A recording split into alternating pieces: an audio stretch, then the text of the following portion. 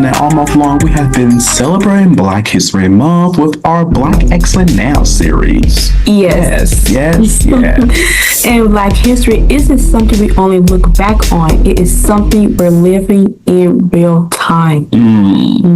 So, take a look at this clip. Okay, tell me about your first year. How did your first year teaching go? First year teaching. So I started about 8 years ago, and I hated teaching because if you know young people where they are now is completely different from when we went to school. I remember going to school. Yes, ma'am. No, ma'am. Yes, sir. No, sir. Right. Right. But these when I first started teaching, I went in there with the iron fist. I had friends that taught in the county that I taught at, and they said, look, you better go in there with 1,000 rules. You tell them who's the boss, you'll have an iron fist, and you tell them what's up. So I did that, and it was horrible. It was horrible? It was horrible. I hated it. I didn't like teaching because, I'm expecting these kids to come to class and want to learn, but there was this disconnect because where I teach at is a Title I school, and a lot of the students, they come from very difficult backgrounds. They go through a lot of trauma. A lot of our students are homeless. Students that have, just tragedy, things that we couldn't go through as kids. A lot of them they're not homeless, their homes have been burnt down. A lot of them, one-parent homes, their mom is working 2-3 jobs, and so they're coming to school and like, what do I need to learn? So I'm coming with. They're going through so much. They can't even focus on school. No, they're hungry. And it's a tragedy. And it's when I'm coming to the classroom, I'm coming, hey, it's time to learn. And I just couldn't relate to them. So that was the disconnect. You couldn't relate to them. It was a disconnect. And I just said I couldn't find that connection. And then about 2 years ago, my wife passed away. Oh, sorry. Yeah. So it was one of those things where now I'm in their shoes. I understand what it's like to be a single father. I had 3 beautiful children. Yeah. So now I'm raising 3 children. I have, a wife of 10 years. She's gone to heaven, and now I'm in their shoes. I need somebody to talk to. That's a common ground. That's the common ground. Yeah. And I need someone to understand me. So now I understood where they were. Yes. I'm now in their position. Wow. When did you realize that a change needed to be made or a change was happening? Well, I remember we had this one parent-teacher conference, and there was a young man, it was a trouble student, and I went in this conference and I said, I'm going to tell this mom everything I don't like about him. And every other teacher in that conference had the most positive things to say about this student. And that's when I realized that I am the problem. That the student is not the problem. The students aren't the problem. If they come to school with difficulties, if they come to school and they're hungry, if they're coming to school with these scenarios that a 14, 15-year-old, they don't know how to handle. Right. Then why else? That's why they're not learning. So at that point, when I went back to school, I said, I'm going to do something different. Wow. I'm going to be more than a teacher. So I went back to school, and I remember that August, I said, let me tell the kids who I am. Let me explain them. Mr. Dallas is not just a teacher. Right. But these are the things that I like. These are my children, so I showed them pictures of my kids. I told them the activities I like to do after school. And when they come into class, for the first month, we don't even learn. As far as the curriculum, we're teaching them public speaking. We're teaching them affirmations. Yes. So my door. You showed them you're human. Yeah. And the reality to connect. So my door, it says, when you enter, you're able. When you enter, you're strong. Come on. When you enter, I want you to be expectant. Because when you come into my class, I'm going to create a place for you where I'm not just a teacher, you're not just a student, but it's a safe place. I have something above my door. It says, if you have nothing nice to say, don't say anything at all. Because I remember being in school. I remember being in school and just hating it and being bullied by students and being picked on for different reasons.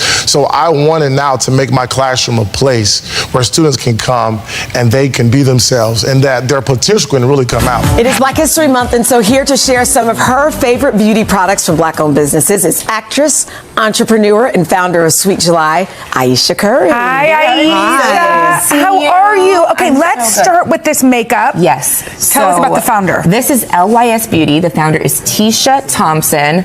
This right here is an amazing foundation stick, but it doesn't just do that. It has a primer in it, Wow. serum in it, so it's just this all-in-one product. Nourishing to the skin at the Yes. same time. I love the packaging. Packaging is beautiful and 22 shades. Wow, I love There's that. something Super for everyone. inclusive. I love Yes. it. Okay. Let's move on to this blush. All right, so this is Juvia's Place, and the founder is Chichi Aburu, and my sister actually introduced me to this line. I love it. This is a liquid blush. You're going to get so much pigment, but you can also blend it out for that airbrushed look. Yeah. It's just a great product. Such a great shade range. Where can you get some of these products? At Ulta or everywhere? Oh my gosh, or Ulta, everywhere. Amazon, everywhere. Okay. Yeah. Makeup is sold. Yes, anywhere. Everywhere Yes. it's sold. Well, last but definitely not least, Certainly not least. who is the founder of this product? So I am the founder of this product. This is Sweet July Skin. I created this line and developed this line to pair together food and beauty. You know I love food. Yes. And this pays homage to my Jamaican roots. It's infused with Jamaican Caribbean ingredients. I This love in particular is our eye cream, and it has Jamaican Blue Mountain coffee in it. So you have that caffeine. It's going to awaken your eyes. And Would I use it in the morning? Oh yeah, all day long. You gave me some, or I got some of the products when you were here. Yes, Fill the it with lip me. treatment, yes. I was obsessed with Thank it. you. It is Thank so, you. so good. Now celebrating Black History Month, and the content creators turning to social media to make sure Black history does not get forgotten. Morgan Norwood has the story. How did the Black Panther become the symbol of Black power? I'm so glad you asked. Did you know you have a Black woman to thank for the heating system inside your home? These creators are teaching Black history on their own terms, one post at a time. Don't play with me. What's her name? But let me ask you this. How much do you really know about her? Author Taylor Cassidy is the brains behind the social media series Fast Black History, dishing out little-known and inspirational lessons to her more than 2.2 million followers. Name a poet from Black history that changed everything. I asked myself, what is a way that I can teach people Black history the way that I learned it, the way that I fell in love with it, which is full of joy and resilience and perseverance. As African American studies courses are being purged from curriculums in schools across the country, with currently 3 states opting to restrict the teaching of the AP level subject in high school. Hey y'all, I'm Dr. Sid, and I heard y'all were looking for some electives to take. Black professional educators are joining the trend and taking their classrooms to social media. To not include African American history really is to include a large portion of this United States. Dr. Leah Barlow is a professor at North Carolina A&T and accidentally sparked the now viral Hillman Talk University movement. Hello everyone, and welcome to Introduction to African American Studies for the spring semester. The name, inspired by the popular sitcom A Different World, featuring the fictional HBCU Hillman University. We mean business around here at Hillman. Why do you think people took to this so quickly? Sometimes we think that we, in order to do something, need permission. And I think that this says, no, we don't, right? We can teach, we can educate, we can activate in ways that move beyond policy.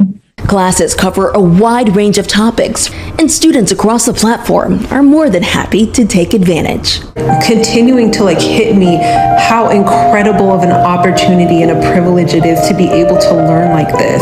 For Good Morning America, Morgan Norwood, ABC News, New York. Great piece there by Morgan. Such a creative way. Yeah. And Black history is American history. Yes, it is. Yeah. Incredible. Education has always been an act of resilience and hope. Ownership changes the narrative and the future, and visibility, did I say that correctly? Matters, but control matters more. Absolutely. All month long, we'll keep showing love to Black excellence in motion.